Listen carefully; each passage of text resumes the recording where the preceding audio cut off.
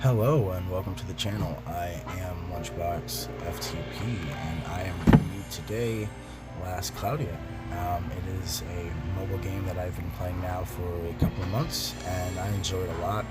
I actually was playing Raid Shadow Legends before this for a while, and that game is, in my opinion, fun, but the company has a lot of work to do with making it more free-to-play accessible, in my opinion. So I was talking to a couple friends online one day, and my one friend said, "Hey man, you should try this game out." It came out around the same time, actually. I think a little bit before the Raid Shadow Legends came out. This came out, or maybe a little after, vice versa, one of the two. But the game itself, I enjoy a lot. It's definitely more free-to-play accessible. I have spent money in it, fair warning. I have spent money in it, but that was out of choice. It wasn't out of necessity like other mobile games make you feel. Like, it was 100% out of choice. The amount of resources this game gives you for free is crazy in comparison to any other mobile game I've played. It's wild. It's absolutely wild. Alright, let me show you here. So you got top right here, look for these, here, dead center actually. Look for these little pings. It's going to be where I'm poking just to kind of navigate. So up here, top right, that's your energy sources. They're called souls. There's 3 different types of souls in this game. Actually 4, technically. Blue souls, red souls. Blue and red are used as energy sources. And then you have mother souls, which I'll go into later, and unit souls, which I'll go into later. So these are your primary sources of energy. To get them, you go to the soul spots. Soul spots are unlocked on your world map, which is basically campaign. Long campaign, beautiful campaign, detailed story, amazing. It's phenomenal. I can't believe this game isn't getting more hype than it actually is. It deserves a lot of attention. This game is amazing. So here's your soul spots. Right now I have a couple of blues, a couple of reds. To upgrade them, upgrading them in general will increase the capture rate and capacity of whatever it is. As you see here, it costs Zell for the blues. 900,000 will give me another level up. It's kind of getting pricey, which is why I stopped. But it's actually not that pricey. You get Zell decently, as you see here. I got 3.5. Fair warning, I did spend, but a lot of that did come from events, in-game events, because they give you really a lot of stuff if you grind in this game. So, and you use your stuff right, or however you want to, because there's a lot of freedom for playing differently and playing how you want as well, especially with unit choice. Can't wait to get into units. Great. Alright, so here's the souls. To upgrade the red souls, though, you need to use blue souls. So you want to, best advice is you want to upgrade your blue souls as much as possible. But you also have a limit up here, as you see. 245,000 out of 990, 98 out of 170. To upgrade that, you click on the little plus there. Same concept. So to upgrade the blue, you spend Zell. To upgrade the red, you spend blue souls. So it's not bad. It does start to get pricey. As you see here, we got 900,000, which would be basically 1 max blue tank. But at level 7 and level 11, you're actually good to go. You don't really need to keep upgrading unless you want to out of leisure, because to upgrade, you also use blue souls and red souls not only as an energy source, but you also use them to upgrade these things called arcs. It's not to upgrade your characters, but characters and arcs go hand in hand. So every character, or every unit, I should say, every unit needs an arc with them. And the arc, I'll show you now, they're actually really cool. They almost look like globes. It's really, really cool. I'll show you some low levels first. Oh, perfect, too. This is great. So this one here is Aldinian Warriors. So it's a rare. It's the lowest rarity in the game. When you get close to death, your strength goes plus 15. That's the attribute of this arc. It then has skills that your units can learn on it. So the first skill that you have that you can learn is called HP up. So it gives you an extra 5% HP. So with that 5% extra HP, you Sorry, I had to let my cat out.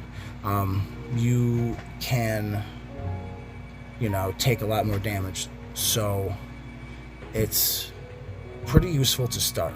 Not a bad starting skill to be able to learn. And learning this skill just means you put the arc on the character when you go into the fight section. I'll show you that here in the party. So here's my character Balin. I've chosen him. And then here's the arc I've put on him, the Silver Gray Swordsman. And now you see here, Mastered.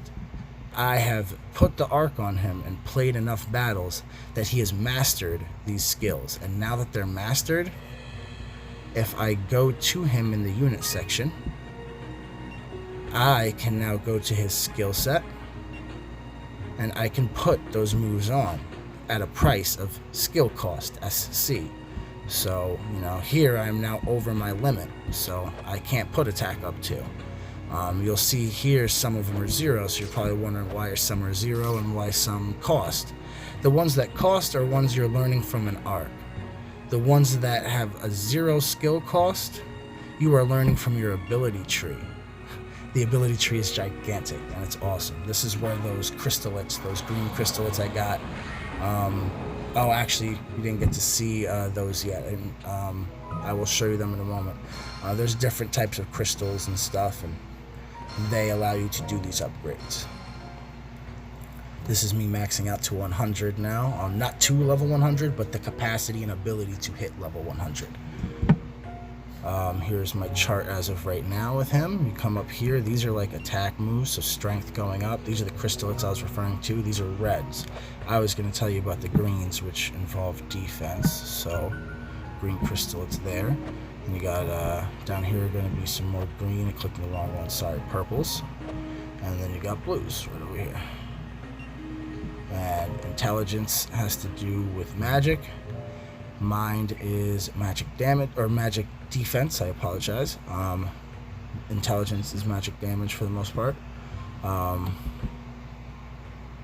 here, strength is physical damage, and defense is physical defense. And every player, every unit, has different skills that they can unlock here. So aim vitals, critical hit power plus 30. So 30%. So to get there, I would have to do one of these here and unlock that. But a new cool feature they added, I'll show you quick, is multi-unlock. So it shows you what you're gonna need. You make sure you have everything. Oops, sorry about that. Make sure you have everything, and you just unlock.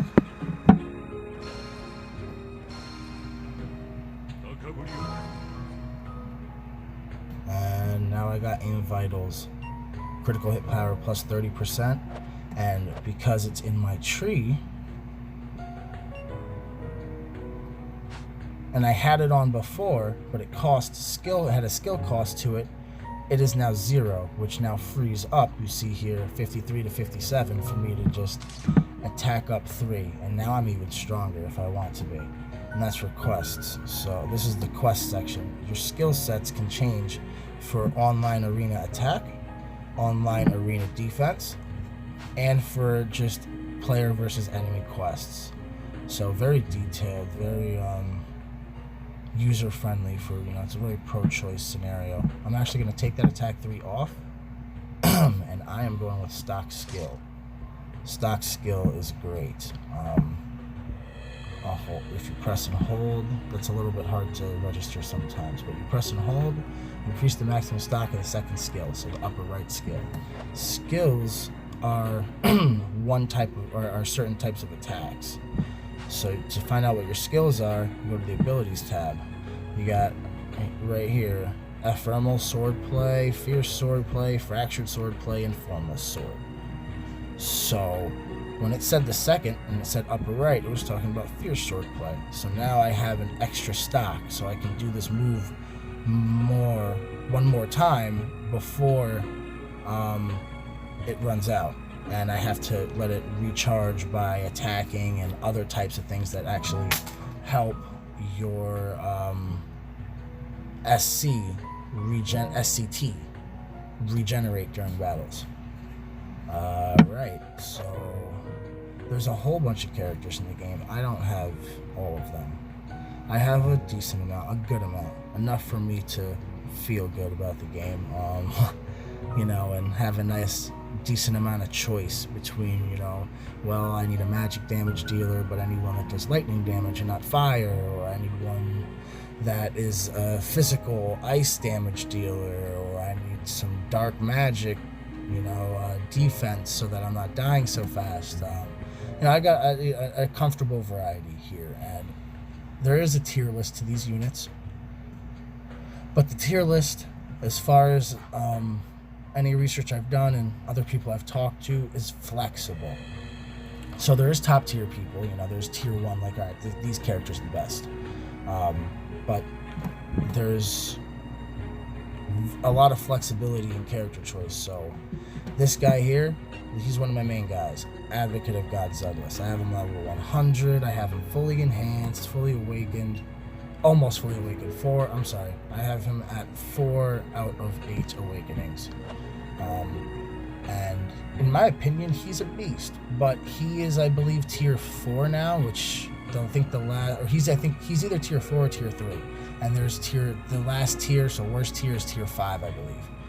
So he's considered bad now, but that's because he is a knight type, and that means he is a tank, so he's meant to take a whole bunch of damage, not put out damage fast. And right now, the current meta for Arena is to just be as fast as possible and deal as much damage as you can. So he doesn't he doesn't make the cut anymore, so he's dropped. But he's still amazing everywhere, and I still use him in my Arena team, and I'm winning Arena games. I'm doing solid, I actually don't really fight in the Arena, and I am a bronze, I believe. Yeah, I'm a bronze 5, and I don't fight in the Arena. I haven't fought in the Arena in weeks. And it is, I'm still staying up there. I actually just ranked up the other day. I was still in beginner. I was beginner 1, and I just ranked up from a defensive win to bronze 5. So, Arena is very fun. I'll get into that separately. I know we're kind of pushing the 15-minute mark here already, so I'm gonna just, I guess, wrap this up here with showing you some more just cool minor details. I'll go into more depth with specific areas of the game in different videos, because we don't want just one crazy long one here. So, but it has your typical daily missions. You have your daily quests. I haven't done mine yet today. You have an entire list of normal quests that when you complete, you get awesome rewards. The list doesn't seem that big, but that's because I've received a lot of them already. Here we go. Here's all the ones I've received already. Just going and going and going. Like, you see the bar right here? It's just going. There's a lot of things you receive, and it's for doing basic things. It's not you gotta grind for it. It's just leveling. Look at this: player rank 7, player rank 8, player rank 9, player rank 10. This is all their microtransaction currency they're giving you here. Look at all those crystals. Look at that. Like, this game, they encourage you to play. And say, if you want to spend money, feel free, but don't feel obligated. And in my opinion, that is something more mobile games should do.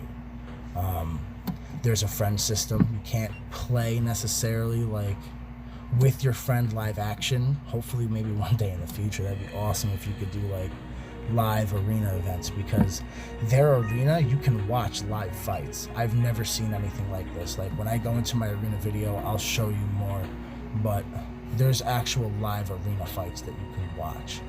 This game is awesome.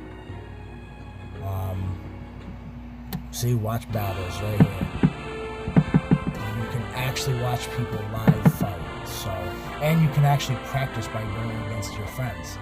So this game has a lot to offer. The game doesn't make you feel pressured, in my opinion, to spend money. It kind of gives you the exact opposite and says, hey, if you have any free money, feel free to spend. They limit you to how much you can spend a month. You can only buy a certain amount, and unless you decide to go for their packs that are just blatantly, crazily not worth it. And there's a lot more that I'd love to show you about this game, and I will. So I'm going to end this video here. I hope you enjoyed the content. I hope I've put some light and shine into this game enough to show you why it's definitely a very free-to-play friendly mobile game. You don't necessarily have to spend money in this game to progress. So I hope you enjoyed this video. I'm definitely going to be making more or less Cloudia content, and it will be coming to you soon. This has been Lunchbox FTP. You have yourselves a wonderful day. Peace.